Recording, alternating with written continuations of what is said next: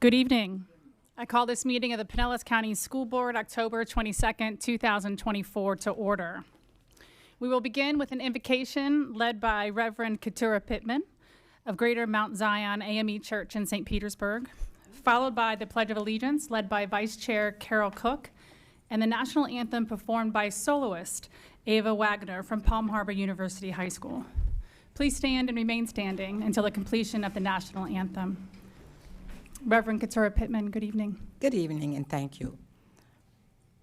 O thou in whose presence my soul takes delight, on whom in affliction I call, you're my comfort by day and my song in the night, my hope, my salvation, and my all.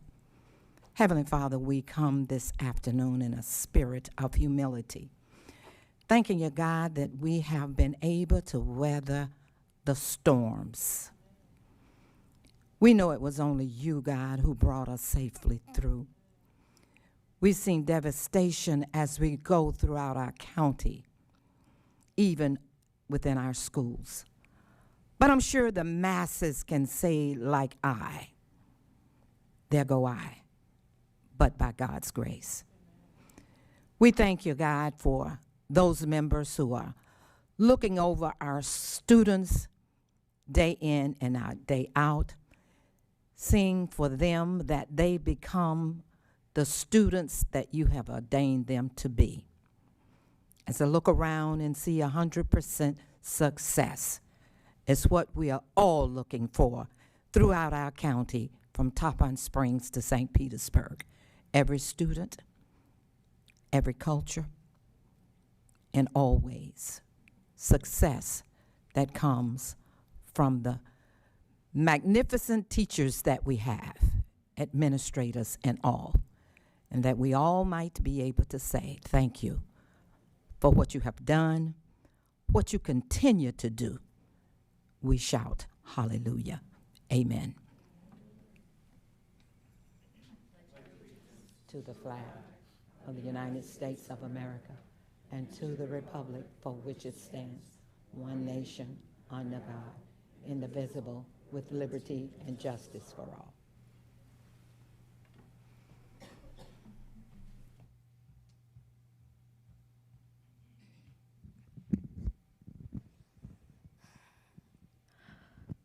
Oh, say, can you see by the dawn's early light what so proudly we hailed at the twilight's last gleaming, whose broad stripes and bright stars through the perilous fight o'er the ramparts we watched were so gallantly streaming, and the rocket's red glare, the bombs bursting in air, gave proof through the night that our flag was still there. Oh, say, does that star-spangled banner yet wave o'er the land of the free and the home of the brave?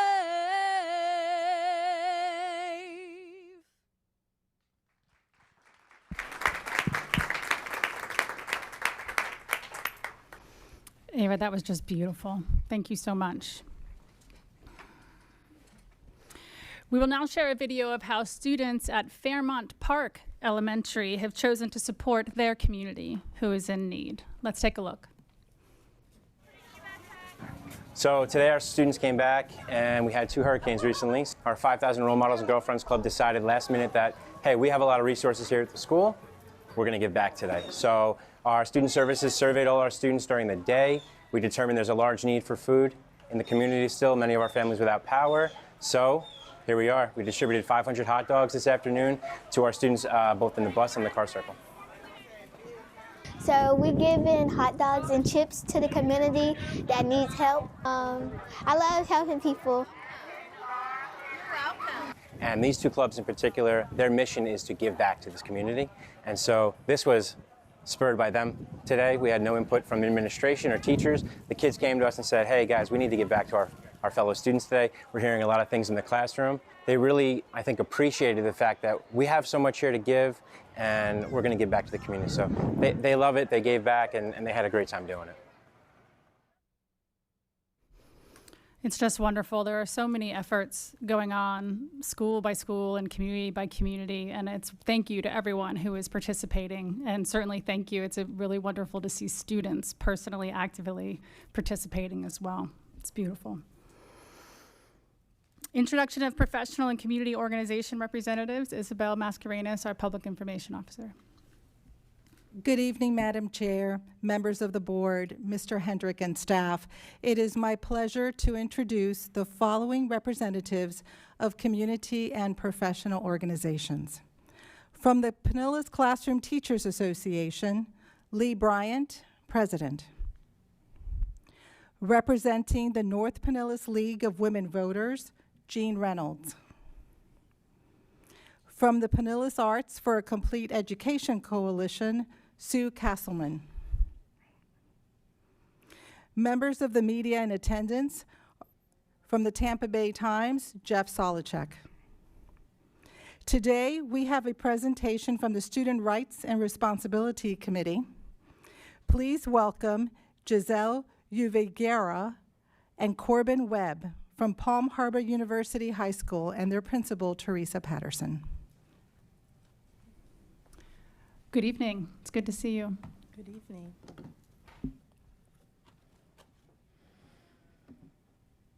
My name is Giselle Vieira.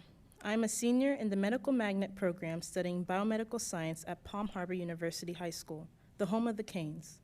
I'm currently the active president of Polka Club and an athlete, being a part of the girls' varsity track and field program for the last 4 years.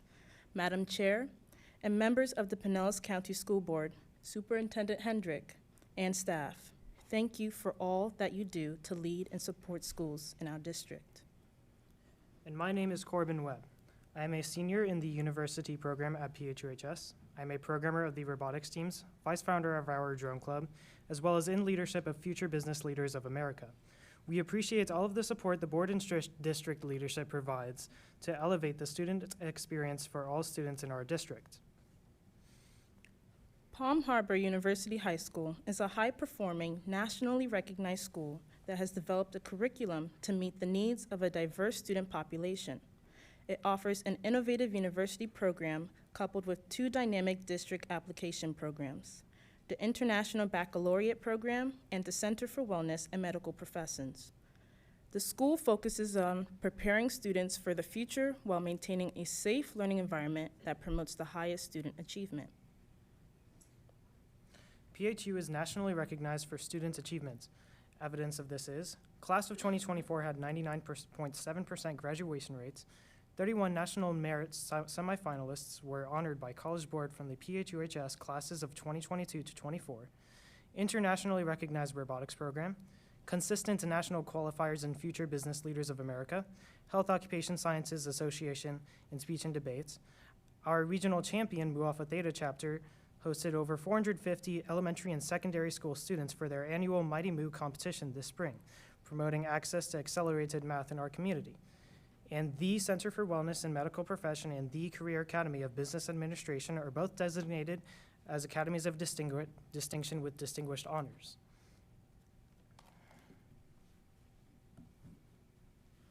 At PHU, students are able to further their passions through a variety of extracurricular activities and athletic programs. Not only are there over 70 clubs and extracurricular opportunities on campus, but PHU is the 10-time recipient of the Superintendent's Award for highest GPA for all student athletes, and a 6-time recipient of the Superintendent's Cup. Last year, we were honored with both these titles. In addition, Hurricane student athletes have won 15 team athletic Florida state titles and 20 individual state titles since the opening of the school in 1996. Our performing arts students thrive as well. For the 3rd year in a row, PHU Chorus has had the highest number of students in Pinellas County selected for the All-State Chorus. Our a cappella group, the After School Specials, are also frequently national finalists. Our thespian troupe is among the highest honored programs in dramatic and musical theater by the state, Broadway Stars of the Future, and Walker's Rising Stars. Instrumentally, PHU was the only school in the state of Florida that had 2 jazz bands receive superior ratings at the FBA State Jazz MPA. PHUHS truly is a school where our amazing faculty helps us to find and follow our passion to set our purpose and employ perseverance to achieve our goals. But we are most proud of how Canes Culture serves our community with 25,000 volunteer hours annually from over 1,000 volunteers. The collaboration between our school and community is truly unique and a source of pride for Hurricane Nation. Thank you again, Superintendent Hendrick, staff and members of the board for all that you do to support opportunities for students to increase student achievement through these students' experiences. Thank you. Thank you, Giselle and Corbin. Good to have you here tonight. Mrs. Patterson, it's nice to see you, and congratulations on these students and everything happening at Palm Harbor University High School. We, too, are very proud of your school. Thank you. Item number 2 on our agenda, amendments to the agenda. I am going to mention that Mrs. Peters is unable to join us tonight, so all votes this evening will reflect the 6 members that are present. Mr. Hendrick, are there any amendments to the agenda? Yes, Madam Chair, there is one. Item 7.9 on the consent agenda was posted last week for the board and the public. It's a request to submit the 24-25 district best practices assessment as it relates to safety. Thank you. Board members, any other amendments? No? As board chair, I find good cause to amend the agenda as described by Mr. Hendrick. May I have a motion to adopt the agenda as amended? Motion by Mrs. Kane and a second by Mrs. Long. All those in favor say aye. Aye. Any opposed? Passes 6-0. The special order agenda this evening, item 4.1, presentation of proclamation recognizing Lights On After School Day on October 24, 2024. May I have a motion and a second to approve this item? Second. Motion by Mrs. Kane and a second by Mrs. Cook. Mr. Hendrick, would you please introduce this item? Yes, Madam Chair, we are so lucky to have so many great partners to help keep our students in those before and after school, out of school time programs. And tonight to recognize them is Dr. Marilyn Petitbois, who is a specialist in our Title I office, and she's going to share more about the annual proclamation and the partners in attendance. Good evening. Good evening, Madam Chair, members of the board, Mr. Hendrick, and staff. Launched in October 2000, Lights On After School is a national event celebrating after-school programs and the important role they play in the lives of children, families, and communities. The effort has become a hallmark of the after-school movement. On Thursday, October 24th, the 25th annual Lights On After School initiative will highlight the remarkable work being done by scholars who attend these programs. Pinellas County Schools has continued strong partnerships in support of extended learning. Together, these organizations work with our schools to ensure our scholars have year-round access to educational and enriching activities. Today provides us with the seamless opportunity to recognize and thank those partners.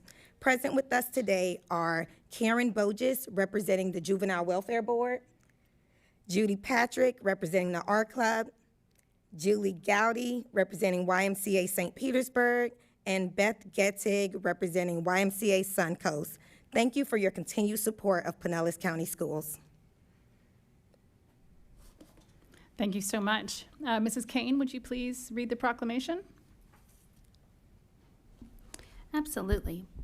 So the proclamation of Lights On After School, whereas the Pinellas County School Board stands firmly committed to quality after-school programs and opportunities because they provide safe, challenging, engaging, and fun learning experiences to help children and youth develop their social, emotional, physical, cultural, and academic skills. They support working families by ensuring their children are safe and productive after the regular school day ends. They build stronger communities by involving our students, parents, business leaders, and adult volunteers in the lives of our young people, thereby promoting a positive relationships among children, youth, families, and adults. And whereas all of our community after-school programs provide significant leadership in the area of community involvement in the education and well-being of our youth, grounded in the principle that quality after-school programs are key in helping our children become successful adults. And now, therefore, the School Board of Pinellas County hereby endorses Lights On After School, the national celebration of after-school programs held this year on October 22nd, 2024, and signed this 22nd day of October, 2024. Thank you. Board members, any comments? Dr. Petitpois, thank you so much for the presentation. It's wonderful to see our club and Juvenile Welfare Board and the YMCA represented here today. We have all seen firsthand the way you dovetail with the students in our schools, and we're very appreciative for the programs you offer. Thank you. I have a motion and a second on the floor to approve item 4.1. All those in favor say aye. Aye. Any opposed? It passes 6-0. Thank you so much. Item 4.2, presentation of proclamation recognizing School Bus Safety Week. May I have a motion and a second to approve this item? Motion by Mrs. Long and a second by Mrs. Kane. Mr. Hendrick, would you please introduce this? Yes, thank you, Madam Chair. And you know, there are so many other presentations and proclamations we have that we could celebrate every day, and obviously school bus safety is one of those that we want to see every single day. And so here to talk more about this annual proclamation is our Director of Transportation, Mr. T. Mark Hagwood. T. Mark. Thank you. Good evening, Madam Chair, school board members, Mr. Hendrick, and staff. Florida joins states nationwide in observing National School Bus Safety Week this week, October 21st through 25th, 2024. And the theme this year is Driving Safely into the Future, sponsored by the National Association of Pupil Transportation. This campaign emphasizes the importance of school transportation safety back to home and to school. Pinellas County School proudly celebrates National School Bus Safety Week and our dedicated school bus drivers who transport over 21,000 students each day. This week serves as a valuable opportunity for parents, students, teachers, motorists, and community members to come together and highlight the importance of school bus safety.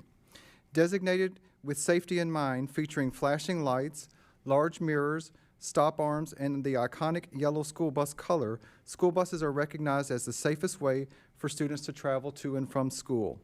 In addition, many of the community has recently experienced that school buses are also used to transport people to shelters during storms.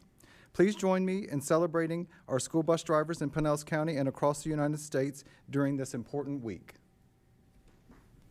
Thank you. Thank you, Mr. Hegwood. Mrs. Meyer, would you please read the proclamation? Yes, thank you. Proclamation National School Bus Safety Week, Driving Safely into the Future. Whereas the health and safety of all students are essential to the happiness and well-being of the families, teachers, and communities, and whereas students are 70 times more likely to get to school safely when taking a bus instead of traveling by car, and whereas school buses provide the most and sometimes only reliable form of transportation to and from school, which promotes attendance, punctuality, and encourages better student achievement. And whereas motorists must remember to stop when a school bus is stopped, with its arms extended and red flashing lights. Whereas school bus transportation employees should be recognized for their diligence and safety transporting the school children of Pinellas County. Whereas local organizations are encouraged to support student and traffic safety activities associated with National School Bus Safety Week. And everyone is reminded to keep a watchful eye for students going to and from school and to take extra precautions around students and school buses. Now, therefore, the Pinellas County School Board hereby recognizes October 21st through 25th, 2024 as National School Bus Safety Week, signed this 22nd day of October 2024. Thank you. School board members, any comments? It's a good reminder that this might be a good week for all of we parents, including me, whose children take the bus every day, to maybe have an extra special thank you for your bus driver. I thank you. Thank you, T. Mark. Thank you for being here. I have a motion and a second on the floor to approve item 4.2. All those in favor say aye. Aye. Any opposed? Passes 6-0. Staying with our bus drivers, item 4.3, recognition of school bus drivers with safe driving records. May I have a motion and a second to approve this item? I make a motion. Second. A motion by Mrs. Long and a second by Mrs. Edmond. Mr. Hendrick, would you please introduce this item? Yes, Madam Chair, we annually like to recognize our bus drivers with safe driving records, and in fact, we do so in a luncheon that many of the board members attend each year, but we like to also put it on the record during the board meeting. They cannot be here because, of course, they are transporting our students home right now, but we like to recognize them anyway, so I'll pass it back to Mr. Hagman. Thank you, Mr. Hendrick. As Mr. Hendrick said, they're still out driving their buses right now, so they didn't come with me today. But Pinellas County is fortunate to have highly trained and dedicated school bus drivers who safely transport students to school and back home daily. School bus drivers often serve as mentors and confidants, and they're the first person many students see in the morning and the last district employee that they see in the evening. Tonight, we're proudly recognizing 38 school bus drivers who have proven their driving ability with 10 or more years of safe driving. We have 8 of those drivers that have over 20 years of safe driving, and we have one man, Mr. Charles Russell, who his driving record of safe driving goes back to 1993, which is 31 years ago. We're going to be hosting a luncheon, as Mr. Hendrick said, to celebrate the safe drivers on November 13th at Stavros Institute at 11 a.m., and we hope you can join us. Thank you. Thank you so much. We do look forward to that luncheon. T. Mark, I appreciate it. Any other comments from school board members? We're just going to give a vote of affirmation. All those in support of recognizing the safe driving records of our school bus drivers, say aye. Aye. Any opposed? Passes 6-0. Thank you. Thank you so much. Public comments on agenda items. Mrs. Hauk, are there any speakers to agenda items today? Yes, Madam Chair, there is one speaker for agenda items. Thank you. I'll go ahead and read our statement on public comment. Members of the public have 3 separate opportunities to address the board when we gather for a business meeting, and tonight we have all 3. The first is public comment on agenda items. The second is at public hearings, most of which are policies. The last is after our meeting, when speakers may address the general business of the district. At each opportunity for public input, board members are here to listen to you. This is not a time for interaction, but the board will take your comments into consideration before it votes on agenda items. The board is committed to a standard of civility and decorum in conducting our meetings. This includes refraining from clapping or making audible noises during or after a speaker's comments. We appreciate you assisting us in maintaining a civil and constructive environment. Lastly, please note that this meeting and all public comments will be broadcast live, and the video will be publicly archived.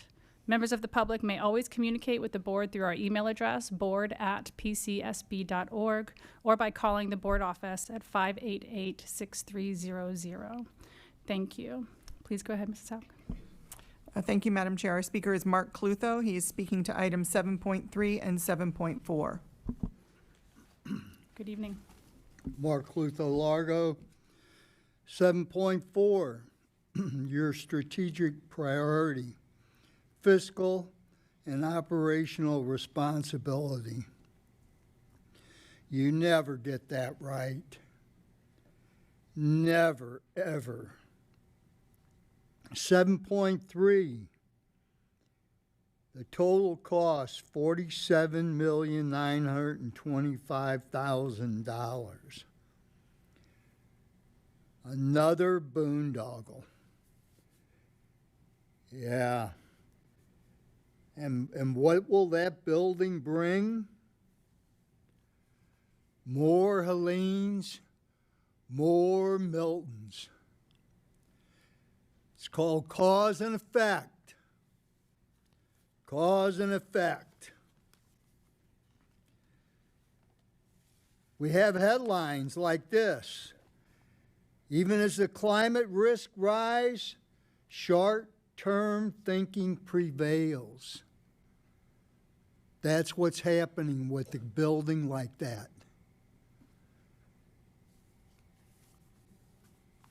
We get a headline, world breaks hottest day record again. And a headline like, much of Amazon burns with dire implications. And then, of course, you remember this graph showing the temperatures. Here's a new one. Battered by Hurricane Helene, Florida braces for more from Milton. And this shows the record warmth of the water that fuels those storms. Well, see, when you make buildings that are stupid buildings, you get the water heated. And then you have this kind of nonsense. Why monster hurricanes like Milton are happening in the Gulf. It's not geoengineering. Well, in fact, it is.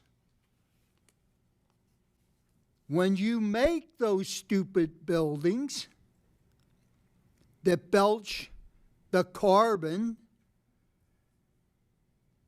and they heat the water, the hurricanes grow to a fire. Thank you, Madam Chair. There are no more speakers for agenda items. Thank you. Moving on to unfinished business. Item 6.1, public hearing to consider the amendment to policies 0164, meetings, notice of meetings, 2120, school improvement and academic accountability, and 2414, accreditation. This is the second reading, and there are no changes since the first reading. May I have a motion and a second to approve this item? Second. Motion from Mrs. Meyer and a second from Mrs. Edmond. Mr. Hendrick, would you please introduce? Thank you, Madam Chair. This policy that was brought to the board for the first reading includes the notice of public meetings, school improvement and accountability, as well as accreditation. And so to share those changes and updates, I call on our Director of Strategic Planning and Policy, Leanna Eisen. Mrs. Eisen. Good evening, Madam Chair, board members, Superintendent Hendricks, staff, and community. Each year, the district reviews school board policies in alignment with state legislation and the Florida Board of Education rule updates. This year, 35 district staff members reviewed 64 school board policies for compliance with bills from the legislative session, and we're proposing amendments to 3 policies. These policies have been discussed during the August workshop and the September board meeting. Policy 0164, Notice of Public Meetings, is being amended in response to Senate Bill 7002. The policy amendment simplifies the posting of public meeting notices to the district website 7 days in advance of the meeting. Policy 2120, School Improvement and Academic Accountability, updates outdated language about the school accountability system. And 2414, Accreditation, updates district-wide accreditation and the regional accrediting body. We recommend approving these amendments. Thank you. Mrs. Hauk, are there any speakers to this item? Yes, Madam Chair, we have one speaker, Mr. Mark Clutho. Thank you. Mr. Clutho?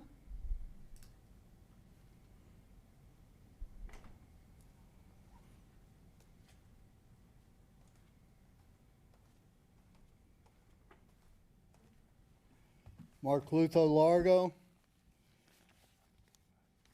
Oh, a list of strategic priorities. Oh, this is something here. I love this last one, 6. Fiscal and operational responsibility. You aren't even close. You squander millions of dollars. destroying the future. We didn't even get a direct hit from either Helene or Milton.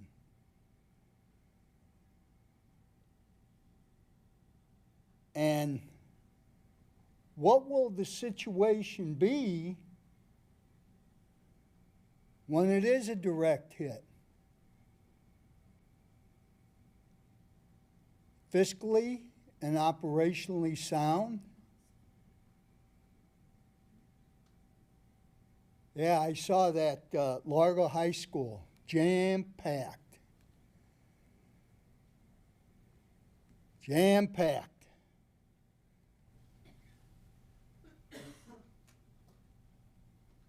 It's not fiscally sound. Not even close. You aren't there unless you are making high performance passive solar buildings. Madam Chair, Mr. Clutho, we've stopped the clock so you don't lose any of your time, but you need to speak to this particular public hearing and these agenda items. Your comments regarding our buildings were appropriate under the last time you spoke because that related to a building construction matter. We have 3 policies that do not relate to facilities here. So could you please direct your comments to these policies? When you're talking fiscal, where are you spending money? But on the buildings. Mr. Clutho, that Tell does me not... you're not spending money there. Mr. And Clutho, you need to direct your... operational- Excuse me, sir. We've stopped the clock. You need to direct your comments to the 3 policies that are under consideration. None of them relate to facilities. Thank you. This is your last warning. I'm looking at this right here under your strategic priority. And if it fits under these other agenda items, why doesn't it fit here?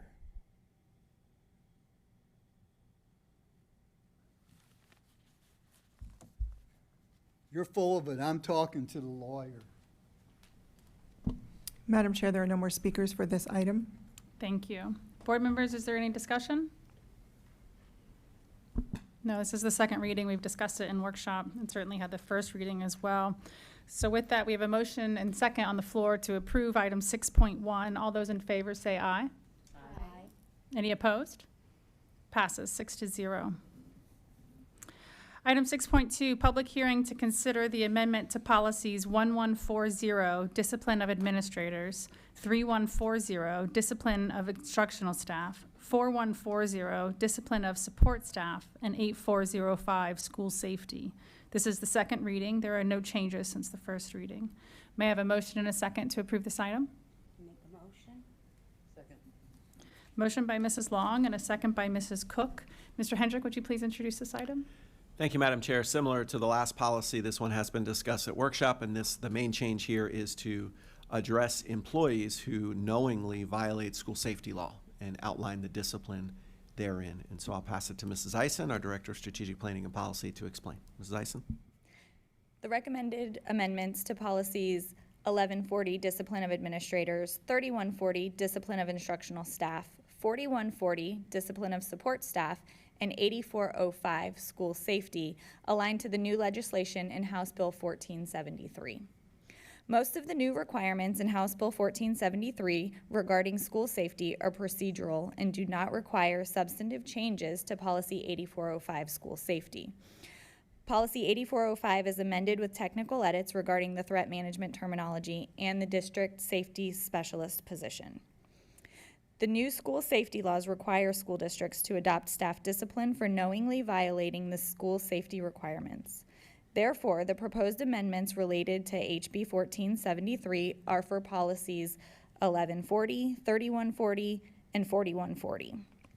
The proposed amendments adds an offense for knowingly violating school safety requirements with an associated progressive penalty range from suspension through dismissal for each of the 3 policies.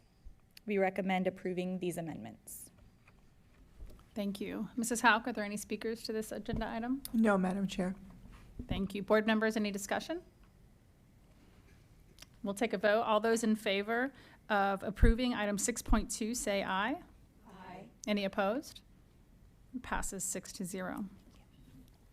Item 6.3, public hearing to consider the amendment to policy 2250, fundamental and magnet schools. This is the second reading. There are no changes since the first reading. May I have a motion and a second to approve item 6.3? A motion by Mrs. Kane and a second by Mrs. Edmond. Mr. Hendrick, would you please introduce this item? Thank you, Mrs. Hine. It is that time of year where district application programs and the fairs are coming up next week. Ms. Truskowski, I believe. But first, we have to finalize the program of events and what's offered. And so we normally have this a little bit earlier. Of course, it was pushed back by some canceled board meetings. But nonetheless, Ms. Truskowski, our Director of Student Assignment, is here to share the annual updates to the district application programs. Ms. Truskowski. Thank you. Madam Chair, school board members, Mr. Hendrick and staff. As discussed at the school board meeting on August 21st, amendment to policy 2250, fundamental schools and magnet programs is being proposed. This is the second reading for the proposed changes, and there have been no changes made. As a reminder, input and feedback is collected throughout the school year. There's an active link right now. I got a message in today for another one. We take a reviewed by a team before coming forward with any recommended changes.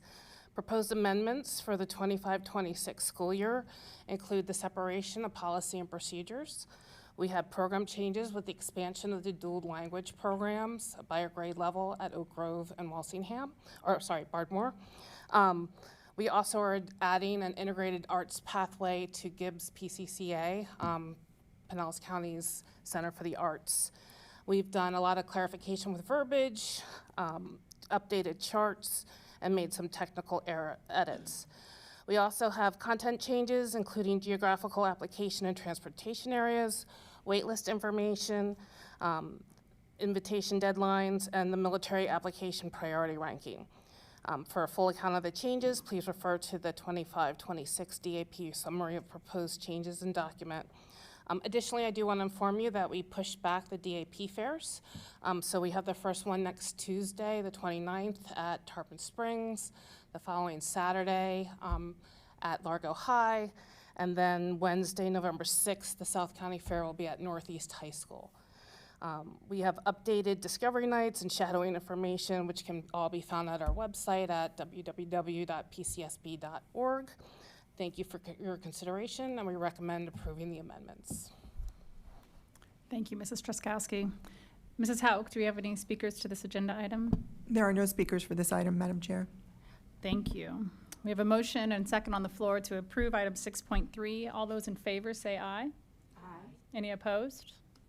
Passes 6-0.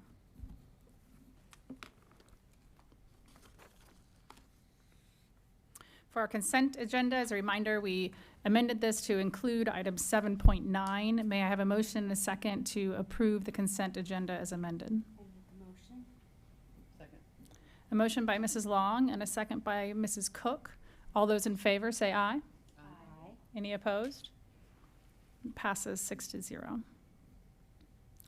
Item 8.1 on the non-consent, request approval to initiate litigation against healthcare companies regarding insulin pricing and to contract with Ventura Law and Napoli Schnucklick, I'm not sure that's right, I'm sure you'll say it correctly, for legal representation.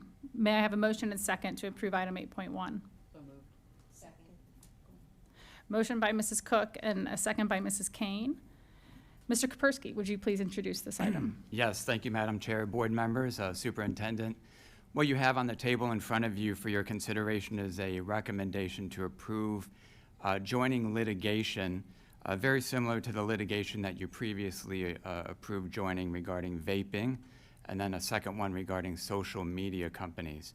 So this action is a nationwide action. It relates to the overcharging of insulin and insulin-related medication by some of the big pharmaceutical companies and some pharmacy benefit managers. And so we discussed this in more detail at our September 17th workshop meeting. And since then, which seems like a lot more than a month ago, but it was only about a month ago, since then we've learned that several other Florida school boards are either actively joining currently or very seriously considering joining, ranging from large school boards like Miami-Dade and Broward down to smaller and medium-sized school districts like Bay and Escambia. So we did not know at the time necessarily whether other school districts would be joining this, but I'm fairly confident in saying that, yes, we would not be the only ones involved in this nationwide litigation against these pharmaceutical companies and PBMs, pharmacy benefit managers. So after we had the discussion and you gave your general consent to move forward at our workshop, I went back and negotiated a contract with the law firms of Ventura Law and Napoli Shkolnik. And so remember that their representatives were present, and in fact, one of their attorneys is represented here in the audience tonight. And so if we have any further questions, Justin will be able to answer those. But the contract in front of you attached to the agenda item indicates that it would be a contingent fee arrangement. So no public funds would be paid to hire these law firms unless it is paid out of a settlement for which you would agree, or a judgment that we would obtain on our behalf. So there would be no expenditure of any budgetary money coming out of any of the school board budgets for joining this litigation. We negotiated a 30% contingency fee basis, and we added some additional provisions to their draft contract to further protect the board, such as insurance being required by the law firms in case of any malpractice, which we do not expect, and also some other provisions that we added to our other litigation cases involving publicity and things like that. But certainly, if this is approved, I will continue to work with the law firms as they file the action, and I will keep you updated as to any significant developments of it, and of course bring forward to you at a workshop any proposed settlement if we reach that level. So if you have any questions, I'd be happy to answer them. Thank you. Thank you. Board members, questions? I think it would be good if we could give a sense of scale. I recall that at the workshop, at the September 17th workshop, we did discuss scale in the sense of about how much Pinellas County Schools pays for insulin claims every year, and then also the results of this litigation should it be successful. Yes, as to your first point on the scale, we have spent millions of dollars, several $1 million regarding insulin over the last several years. This litigation is relatively new, and the issue about how far back we can go in our damages has yet to be litigated. And of course, we're talking about large multinational corporations that are going to vigorously defend and make every argument that they can on their behalf. But I certainly believe that we would be seeking in the tune of millions of dollars related to overpayment. Much more than that specificity I cannot give. And then, Ms. Hine, as to your, I apologize, your other point. Well, I recall that if we're successful, we could actually recover some of the overcharges. Is that correct? Yes, certainly that would be the goal, is we are claiming that we were overcharged. And of course, as a self-insured large organization, it is the school board and the school district that sustained the damages of these overcharges. And that is going to be our claim in the case. And so certainly we're not looking to pay zero for the medication for our employees, but to the extent that there was overpayment, and if you remember the presentation at the workshop, the costs to employers of these medications certainly went up exponentially, much more than the cost to the organizations that manufacture them. And so that obviously is our aim in this case. And as you heard, and as you experienced in the vaping case, many times these cases proceed. There may be one or more bellwether trials that may or may not involve us. But again, there are many plaintiffs in this litigation, probably end up in the tunes of hundreds across the country. And so if some of the rulings go favorably in the procedural stages of the case, then many times these organizations are looking to settle. And that is what I mentioned. Anything that is offered to us, I would certainly bring to you at a workshop and speak with Superintendent Hendrick about whether we recommend you accept that or remain in the litigation. Thank you. I did note in the agreement that while we give authority or authorization to the law firms to represent us, we still maintain choice every step along the way. Yes, of course, and would not recommend you enter an agreement that says otherwise, but yes, it will ultimately be a majority of the board that votes either to accept a proposed settlement or to terminate the litigation or to just take some other course of action. It's all within your control. Thank you. Any other discussion? I think this is good fiscal prudence, and I appreciate us recognizing, looking out for those dollars, looking to reclaim them, and then to also make sure we're not overcharged in the future. We have a motion and a second on the floor to approve item 8.1. All those in favor say aye. Aye. Any opposed? Passes 6-0. Thank you. Non-consent item 8.2, request approval of the annual district safety and security report for 2023-2024. May I have a motion and a second to approve this item? Make a motion. Second. A motion from Mrs. Long and a second from Mrs. Edmond. Mr. Hendrick, would you please introduce this? Yes, thank you, Madam Chair. This is a new item that the state has required in last year's legislation to bring to the board and to the community an annual report on school safety. And in there, include things on how does the district train, what were our successes with that, how do we use technology to innovate, and then also what was our success and our challenges as it relates to visits for compliance around school visits from the Office of Safe Schools. And so Mr. Joel has put this together. Our school safety specialist is going to share with the board and the community some highlights from this year's report. Mr. Joel? Thank you, sir. Good evening, Madam Chair, school board members, Superintendent Hendrick, and staff. It's my pleasure to introduce the 2023-24 District Safety and Security Annual Report. As Mr. Hendrick said, this report complies with the safety legislation. It requires my position to compile a full annual report on safety and security for the district and then present that to the school board within the first quarter of the following academic year.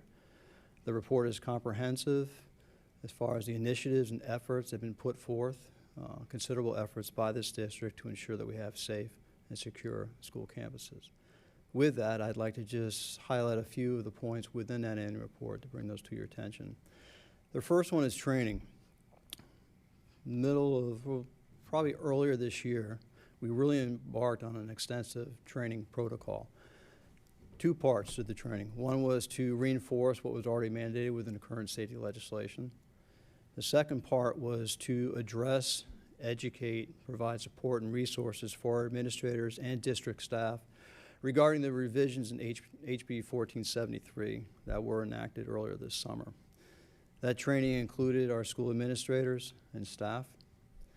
We trained with the leadership from the transportation section, the leadership from food nutrition, all of the staff with food nutrition, over 800 members on a training day to cover the aspects of safety and security, expectations of the district, protocols that were in place, and best practices. We also trained with all of our head plant operators, our school safety officers, our SROs, and multiple others. Total, probably around 1,600 members that we trained before the law went into effect. Another area that we accomplished this year is last year we embarked in a partnership with the Pinellas County Sheriff's Office in bringing forward and implementing a emergency response mapping data software solution.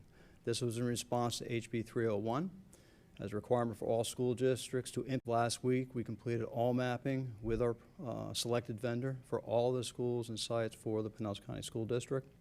We're just waiting for those final documents to come forward. I can tell you from my personal experience with the vendor that we selected and seeing the solution at its best, it truly will provide our law enforcement partners within this county a much better, a more increased means of responding efficiently and quickly to any one of our campuses to address a critical incident. The last thing I'd like to cover is last year we had the Office of Safe Schools visit 67 of our campuses. They conducted site assessments. From those site assessments, we had 55% of those schools that had no noted deficiencies. I can tell you with confidence that with our relationship with the Office of Safe Schools and from what we've learned from all of those site visits, we have enhanced, changed, modified our training to address those areas that we continue to work on to ensure that we provide the necessary resources, support, and knowledge to our school administrators to ensure that we have a safe and secure campus. If I could add 2 other things, Superintendent. Thank you, Madam Chair. 2 things. One is, look, this is my 9th month here. Seems a little bit longer, but it's been 9 months. I've truly enjoyed it. But I will tell you on behalf of myself, our staff, everybody in safety security, we cannot tell you how much we appreciate of you, our school board, Superintendent Hendrick, you and your staff, our area superintendents, and everyone else within the district. Because without that support, this would have been a much more arduous task, especially with the latest revisions on HB 1473.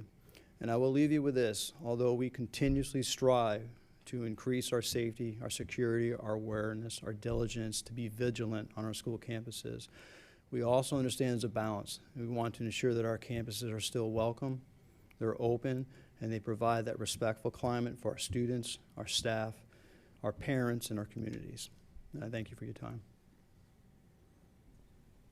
Thank you. Board members, is there any discussion? I have a comment. I would just like to thank you and your team for the extensive work that you've done just to ensure that we're in compliance with state statute, as well as to all of the people who are navigating the process of multiple things. So again, thank you and your team. Thank you, ma'am.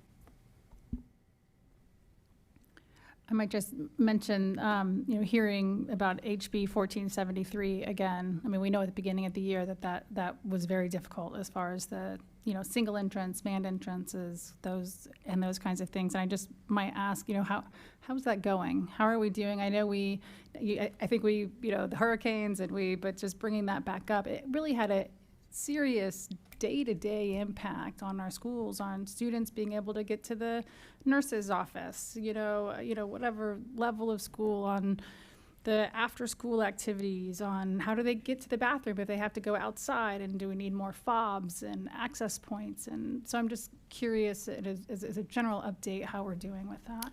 Yeah, I'll make a few comments and I'll let Mr. Joel do as well.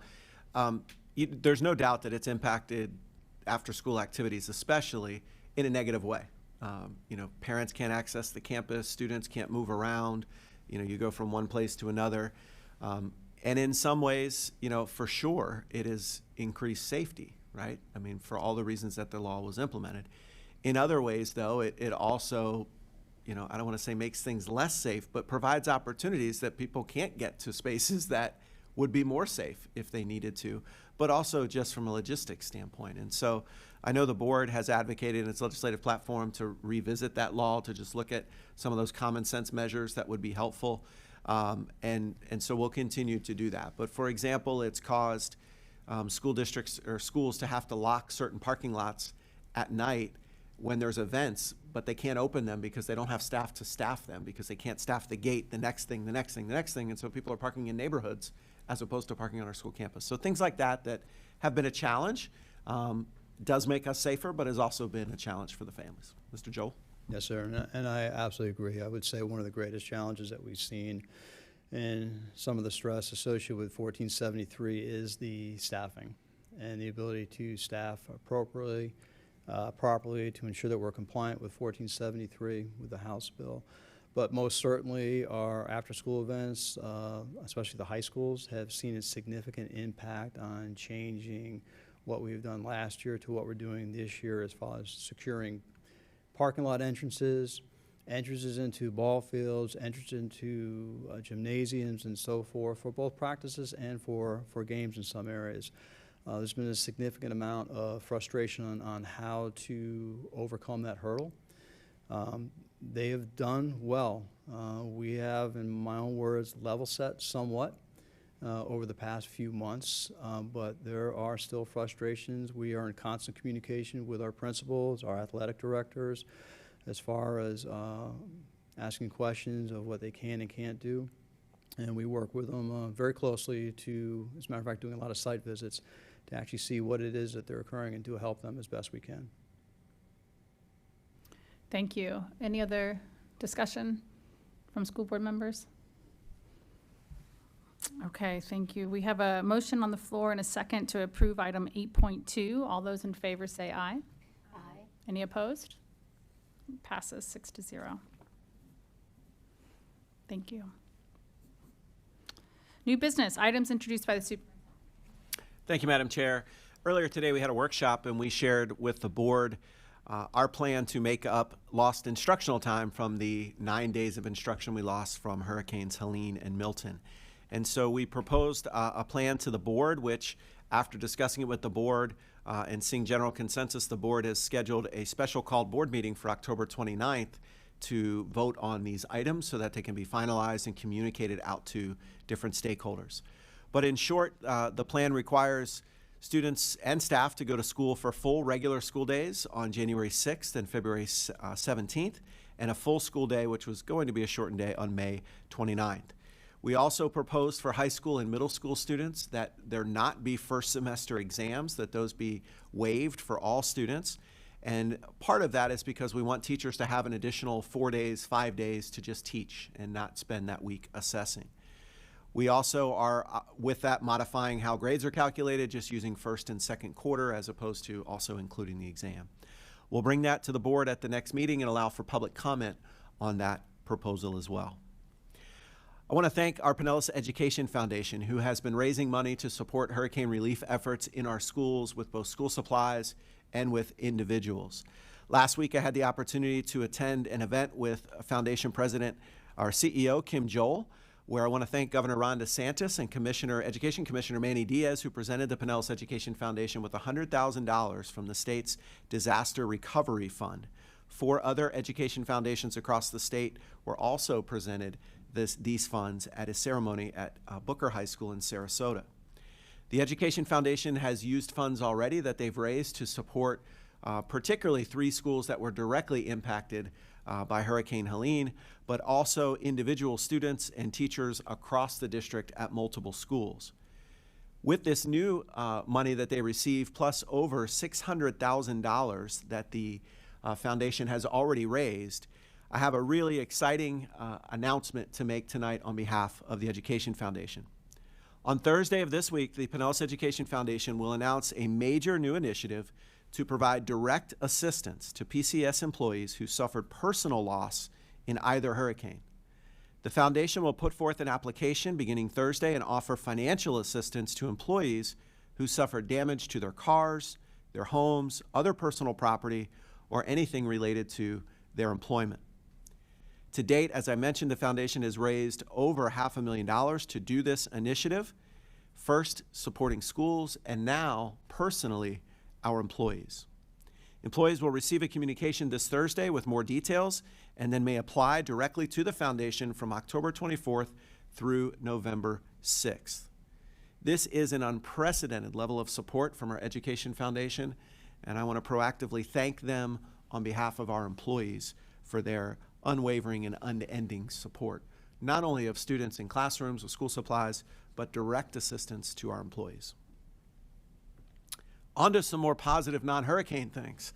Last weekend, the Florida Art Education Association annual conference was held here in Pinellas County in St. Petersburg, and several educators were awarded with awards. Our pre-K-12 visual art specialist, Jonathan Ogle, and Richard L. Sanders school teacher, Zachary Thompson, were recognized by the FAEA for achieving the highest levels of professionalism in the field. They also acknowledged one of our teachers, Nate Greenwood, who had an award for his exhibit in one of the ceramic competitions with state teachers. And I wasn't going to mention this, but since she happens to be here in the audience representing the Arts for Complete Education, a Lifetime Achievement Award was also given to former Pinellas County Schools visual arts specialist Sue Castleman, recognized for her lifetime achievements in the visual arts. Well deserved, I agree. In related note, this week we also launched for the first time ever an artwork exhibition at the James Museum dedicated specifically to students with disabilities. The exhibit features artwork from 60 students from our 4 ESC centers, and the work is on display through October 24th. The public can go out and see that at the James Museum. Fall sports is back in action, or are back in action, and they are beginning postseason play. And our Pinellas County Athletic Conference Championships are ongoing. And I know our group from Palm Harbor has already left, but congratulations to the girls volleyball team who won the PCAC championship last night, and the boys and girls swimming teams who won the PCA championships last week. I want to also congratulate the Pinellas Park High School boys bowling team and the Northeast High School girls bowling team that won those championships as well. The cross-country championships are going on as we speak. I don't know who won yet today, but those are happening, hosted by Dunedin High School. The boys and girls golf championships take place tomorrow at Bardmore Country Club, and the high school JV football championship will be held next week, as well as our middle school volleyball championships for boys and girls will be next week as well. I also want to wish all of our marching band students best of luck on their district music performance assessments, which are coming up next week, hosted by Palm Harbor University High School. Earlier tonight, Ms. Truskowski mentioned our district application program fairs that are upcoming on October 29th, November 2nd, and November 6th. You can see our district website for more information, including discovery nights and tours that are available in our schools. And for our employees, a special reminder that our annual enrollment benefits begins tomorrow, October 23rd through November 4th, where employees have the opportunity to enroll, change, or cancel their employee benefits for the upcoming year. Take a look at information sessions that are available on the website as well. And finally, the superintendent standout for this meeting is Ms. Leslie May, a food service assistant at Curtis Fundamental Elementary, who's worked for Pinellas County Schools for 4 years, and she recently worked in multiple hurricanes at one of our shelters and was recognized by a school administrator for her unending positive attitude and strong leadership skills as she made and served food for residents of Pinellas County.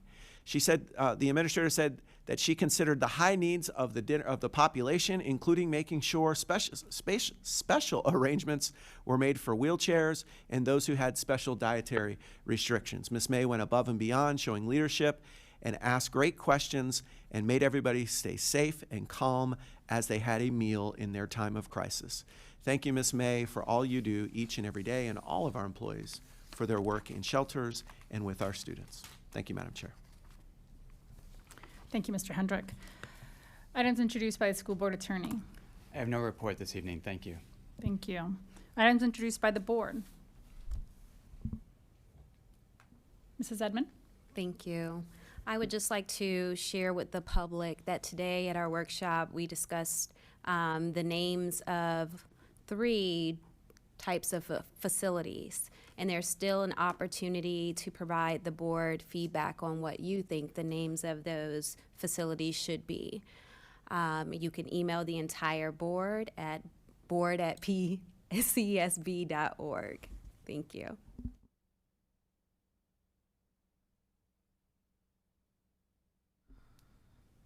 Anybody else? No? We also discussed in detail at the workshop today the instructional calendar for next year, if people are looking for more details on that. But as Mr. Hendrick said, we do have a special called board meeting for next Tuesday at 1:30 p.m.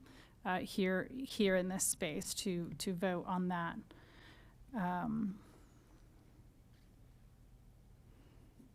Okay, I think that's it. All right, thank you very much. Review of board requests. Mrs. Woodford, do we have any requests tonight? No items, Madam Chair. Thank you. With that and seeing no other business, we adjourn this meeting and move to public comment. Mrs. Hauk, do we have any speakers this evening? Yes, Madam Chair, we currently have 4 speakers. Thank you. I read our statement on public speaking earlier, so it still applies now, of course. So please go ahead and call the speakers. The first 2 speakers are Lee Bryant and Mark Clutho.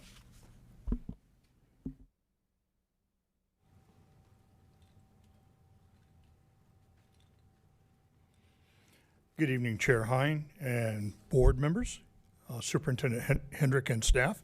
My name is Lee Bryant. I am the president of the PCTA and the executive director of the PCTA and PESPA.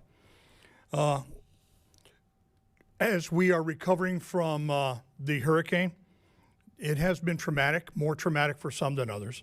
We are in the process of healing, and the PCTA is here for, and PESPA is here for our members. Any help we can give, we'll be happy to. we have rescheduled for the second time the Reading Opens the World book event. This time it will be, hopefully, December the 14th at Johns Hopkins University. It's past hurricane season, so that hopefully will not cause any more problems. We still haven't had the books delivered because the books, they've been busy delivering other things than the books right now. The referendum, 2 weeks from tonight, we hope to be celebrating the passage of the referendum. I have been in Pinellas Schools for 29 years, and I'm old enough to remember when, and we were just talking about arts education, when the arts education was a cart of stuff that was wheeled from room to room. Now we are fortunate enough to have art classes where students can work with ceramics, can work with manipulables, can work with fabrics, can build and create. The music programs are stronger than they could have been. And we have devices for everybody in our schools. So the referendum is very important. We would like to recognize the Pinellas Education Foundation. They have done an amazing job. The League of Women Voters in Pinellas, the Pinellas Economic Development Council, the Concerned Organizations for Quality Education for Black Students, the Arts for a Complete Education, the Pinellas County Council of PTAs, the Pinellas Realtors Association, Public Schools Strong, and the Pinellas Common Good Campaign, along with the tons of work that our organization has done. And including right now, I'd like to recognize Miss Jamie Beck, who is here for her last school board meeting. She's moving on to a different county, the other one on the other side of the bay. I have worked with very few people in my life that I respect as much as Miss Beck. She is an amazingly creative worker, and she works so hard. She's been back there working on the book Reading Opens the World event as we sit here tonight. Thank you very much.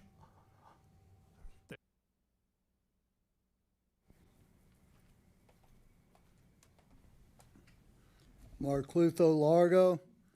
So, Governor DeFeur, climate denier, 100,000. Wow. And I hear this word. It's a big one.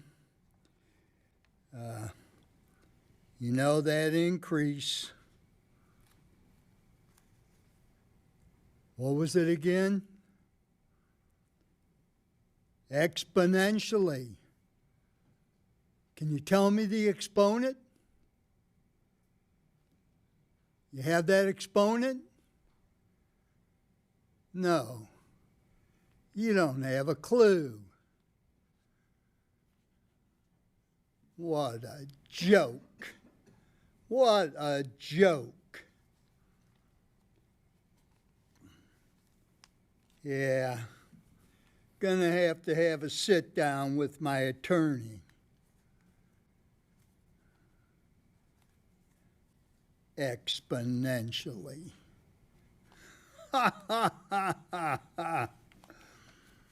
Yeah, getting back to the geoengineering. You're really good with that. Making your stupid buildings like that Largo High School, that building at Clearwater High School with all that West glass. That's what gives you Helene and Milton. 2 hurricanes, not one. Yeah. And that graph here showing the water temperature.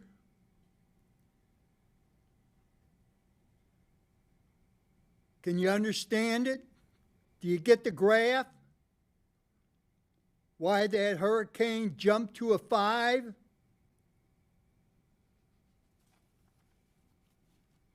It's going to be happening again. For more than 2 decades, I've been here bringing you the science of high-performance passive solar building,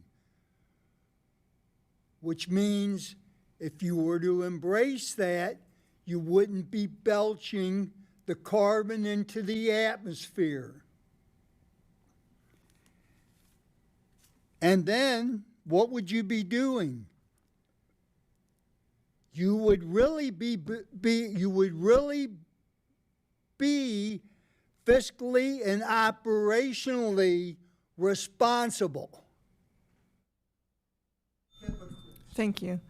The next two speakers are Tim Conroy and Tracy McConnell.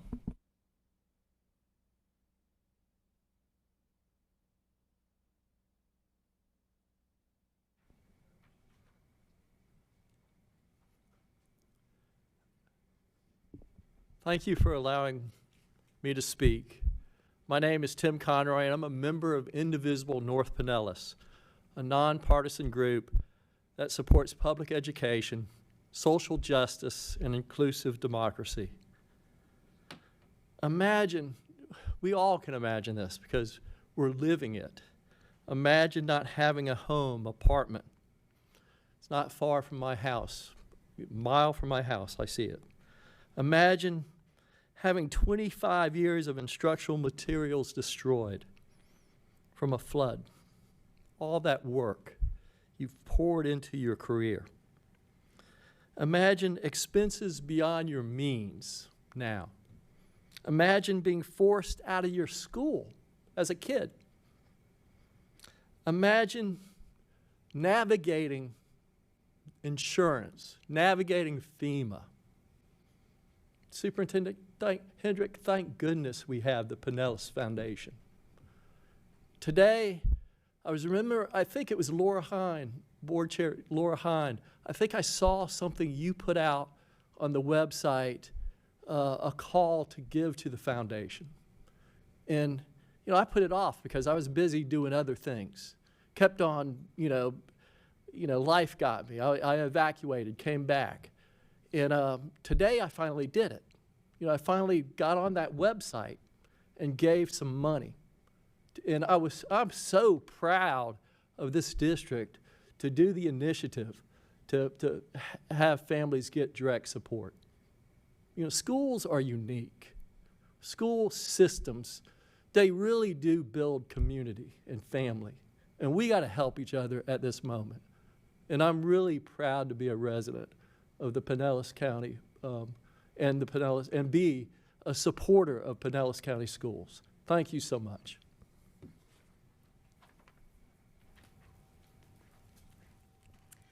Hi, my name is Tracy McConnell, and I'm a third grade teacher at Pinellas Central Elementary. I am here to advocate for two of my students that are ESE. Both of these students are on access points, and I'm not sure, some of you may not be aware exactly what that means, but a student will be on access points if their IQ is below 67. So both of these students qualify for access points, but they're in a gen ed setting. So I am trying to teach gen ed students plus kids that also get special services for ESE and modify the curriculum for two students that have access points. Right away from the very beginning, I thought, you know what, I'm really in over my head. Like, I had ideas of how to do it, but I was super struggling. So I went and I talked to my principal, Abby Kanata, and she right away got somebody from the district to come out to give me support. And we sat down and I shared the ideas that I had for how to modify the curriculum. That instructional support person told me that she felt that I was doing a really great job with coming up with ideas for how to modify the curriculum. The problem is that once I would teach the curriculum to the whole class, then modify the curriculum for the students that were getting access points, then I would leave those students to try to go and support the gen ed students. Then the kids that are on access points, they're not getting any support, and they start rolling on the floor and they're doing other things. There's no way to spread myself out thin enough to be there for all of those students. And I'm really having a hard time with this. So when the district support person told me, she said, well, you need to ask for an assistant. Ask for an assistant because that way the assistant can help after I have. So I did do that, but the problem is that there's not funding, I guess, to get an assistant for those students. I know that Abby has asked to have the students' placement changed so that they could go to a different setting because they were at our school last year. The gap for the students is so large, like they're operating at a very beginning kindergarten level, and now I'm heading into mid-year third grade. It's too much. And I feel bad for them. Even whenever you modify the curriculum for them, we're still testing them at a third grade standard. Is it right for those students to sit down and take FAST? They're sitting and they're looking at a wall of words. Madam Chair, there are no more speakers. Thank you. Thank you for being here tonight.